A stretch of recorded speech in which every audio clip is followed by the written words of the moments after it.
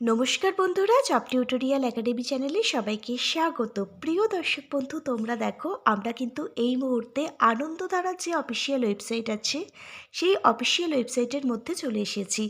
2026 সালে আনন্দধারা প্রকল্পের তরফ থেকে একটি নতুন নিয়োগ বিজ্ঞপ্তি প্রকাশিত হয়েছে, যেখানে তোমাদের গ্রাম পঞ্চায়েত এলাকায় ব্লক ভিত্তিক এই নিয়োগগুলি হতে চলেছে। তোমরা দেখো, নতুন বছর 2026 সাল পড়তে না পড়তেই কিন্তু এই ধরনের নিয়োগ বিজ্ঞপ্তি আবারও তোমাদের জন্য চলে এসেছে, যেখানে আনন্দধারা প্রকল্পের আন্ডারে প্রত্যেকটা গ্রাম পঞ্চায়েতের প্রত্যেকটা এলাকা ভিত্তিক এবং ব্লক ভিত্তিক এই নিয়োগের জন্য আবেদনটিও শুরু হয়ে গেছে।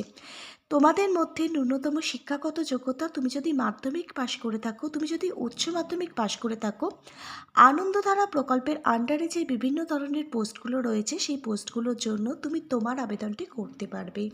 প্রিয় দর্শক বন্ধু, তুমি যদি দীর্ঘদিন ধরে তোমার নিজের গ্রাম পঞ্চায়েত এলাকায় নিজের গ্রাম পঞ্চায়েত ভিত্তিক চাকরির বিজ্ঞপ্তি খুঁজছিলে, আজকে তাহলে এই বিজ্ঞপ্তিটা তোমাদেরই জন্য হতে চলেছে, যেখানে তোমরা কিন্তু তোমাদের জব পোস্টিং নিজস্ব গ্রাম পঞ্চায়েত এলাকায় এবং নিজের লোকালিটির মধ্যেই পাবে। এবারে সম্পূর্ণ আবেদনটি তোমাদের প্রত্যেককে কিন্তু এখানে অনলাইনে করতে হবে, আর এখানে কিন্তু আবেদন প্রক্রিয়াটিও চলছে। তোমরা প্রত্যেকেই কিন্তু এখানে তোমাদের আবেদনটি করতে পারবে।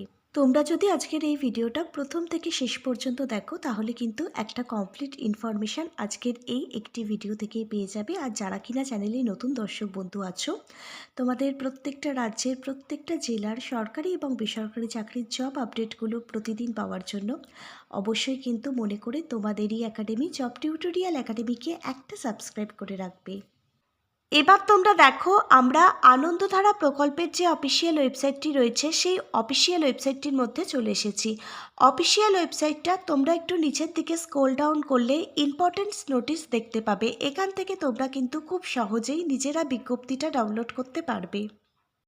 22 জানুয়ারি 2026 এই বিজ্ঞপ্তিটা প্রকাশিত হয়েছে। এখানে কবে থেকে আবেদনটি শুরু হয়েছে এবং লাস্ট আবেদনের ডেট কি রয়েছে আমি তোমাদের প্রত্যেককে এক এক করে দেখিয়ে দেবো। তোমরা দেখো, এবারের আবেদনটি তোমাদের প্রত্যেককে কিন্তু অনলাইনে করতে হবে। প্রতিটা জেলার প্রতিটা গ্রাম পঞ্চায়েত থেকে তোমরা এখানে আবেদন করতে পারবে। তোমাদের এখানে DMMUর যে অফিসিয়াল ওয়েবসাইট রয়েছে সেই অফিসিয়াল ওয়েবসাইটটা হচ্ছে https://anundhara.awm.in/ifc-engagement/ এই অফিসিয়াল ওয়েবসাইট ভিজিট করে তোমাদের অনলাইনের মাধ্যমে আবেদন প্রক্রিয়াটি কমপ্লিট করতে হবে।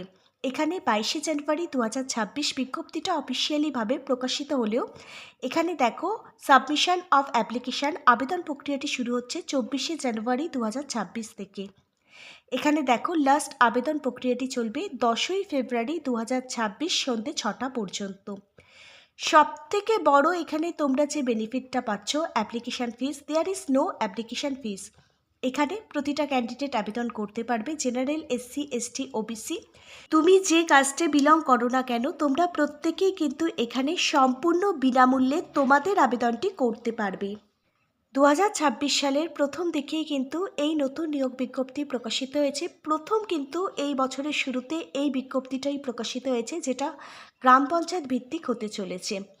এখানে দেখো কোন পোস্টের জন্য নিয়োগ বিজ্ঞপ্তি প্রকাশিত হয়েছে। এখানে CRP পোস্টের জন্য নিয়োগ বিজ্ঞপ্তি প্রকাশিত হয়েছে। CRP, যাকে ফুল ডিটেলসে বলা হয় কমিউনিটি রিসোর্স পার্সন, এই কমিউনিটি রিসোর্স পার্সন পোস্টে নিয়োগের বিজ্ঞপ্তি প্রকাশিত হয়েছে, যেখানে প্রত্যেক মাসে তোমরা খুব ভালো মানের কিন্তু স্যালারি পাবে। এখানে দেখো, হনারিজম পার ডে হিসাবে কিন্তু তোমাদেরকে বেতন প্রোভাইড করা হবে। এই CRP পদের জন্য পার ডে এখানে 750 টাকা বেতন থাকছে। মান্থলি যদি তোমরা হিসেব করে নাও, তাহলে তোমরা প্রত্যেক মাসে এখানে 19,000 টাকা প্লাস স্যালারি পাবে। আর এখানে দেখো, তোমাদের কিন্তু মান্থলি 26 দিন কাজ করতে হবে, আর প্রত্যেক সপ্তাহে একটি করে, মানে তোমাদের মাসে কিন্তু তোমরা এখান থেকে 4টে ছুটি পেয়ে যাবে। তুমি যদি তোমার নিজস্ব গ্রাম পঞ্চায়েত ভিত্তিক একটি চাকরির বিজ্ঞপ্তির জন্য অনেক দিন ধরে অপেক্ষা করেছিলে, আজকের কিন্তু এই বিজ্ঞপ্তিটা তোমারই জন্য হতে চলেছে। এখানে আবেদনটি করবার জন্য একজন আবেদনকারীর বয়স থাকতে হবে 25 বছর। 25 বছর বয়স থেকে শুরু করে 40 বছর বয়স পর্যন্ত সকল ক্যান্ডিডেট তোমরা প্রত্যেকে এখানে আবেদন করতে পারবে। 1 জানুয়ারি 2026 অনুযায়ী এখানে বয়সটি হিসেব করা হবে। এজ প্রুফ হিসাবে তোমার মাধ্যমিকের যে অ্যাডমিট কার্ডের বয়সটি রয়েছে সেটা কিন্তু এখানে লাগবে। এবার বলে রাখি, তোমাদের মধ্যে যাদের বয়স 18 বছর, 20 বছর, 21 বছর, তোমরা কিন্তু এখানে আবেদন করতে পারবে না। কারণ এখানে তোমাদের আবেদনটি করবার জন্য মিনিমাম বয়স থাকতে হবে 25 বছর, তাহলেই তোমরা আবেদন করতে পারবে।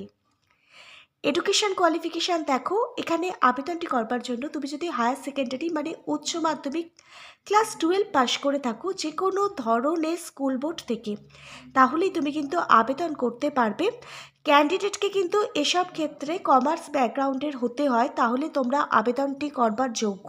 কিন্তু এখানে দেখো শুধুমাত্র বলা হয়েছে তুমি যদি উচ্চ মাধ্যমিক পাশ করে থাকো তাহলেই তুমি আবেদন করতে পারবে।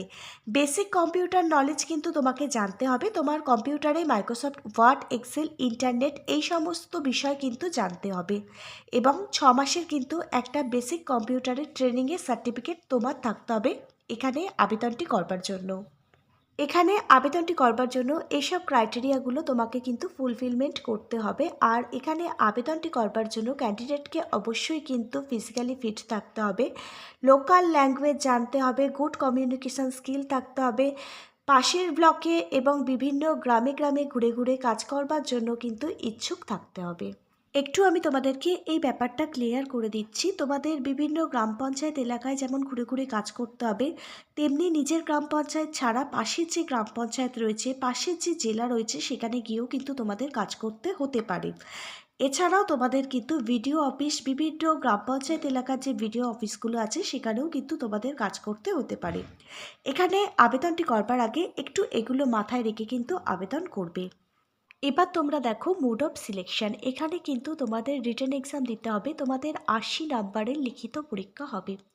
কোন কোন বিষয় থেকে প্রশ্ন আসবে? জেনারেল নলেজ থেকে 10 নাম্বার, বেসিক ম্যাথামেটিক্স থেকে 15 নাম্বার, লজিক থেকে 10 নাম্বার, বেসিক ইংলিশ থেকে 10 নাম্বার, বেঙ্গলি থেকে 10 নাম্বার, এসএইচজি রিলেটেড 20 নাম্বার এবং কারেন্ট অ্যাফেয়ার্স থেকে 5 নাম্বারের প্রশ্ন আসবে। এখানে মোট 80 নাম্বারের প্রশ্ন আসছে লিখিত পরীক্ষার জন্য। প্রত্যেকটাই কিন্তু 10 স্ট্যান্ডার্ড মানে মাধ্যমিক স্ট্যান্ডার্ডের প্রশ্নপত্র আসবে। লিখিত পরীক্ষার জন্য আমি কিছু গুরুত্বপূর্ণ বই ট্যাগ করে দিচ্ছি, প্রত্যেকটা বইয়ের লিঙ্ক দেওয়া থাকবে ভিডিওর ঠিক নিচে থাকা ডেসক্রিপশান বক্সে। এই বইগুলো থেকে তোমরা বাড়িতে বসে খুব সহজেই লিখিত পরীক্ষার জন্য নিজেদেরকে তৈরি করতে পারবে। লিখিত পরীক্ষায় যারা পাশ করে যাবে তোমাদের কিন্তু কম্পিউটারে প্র্যাকটিক্যাল টেস্ট দিতে হবে, 10 নম্বরের তোমাদের একটি কম্পিউটার প্র্যাকটিক্যাল টেস্ট দিতে হবে।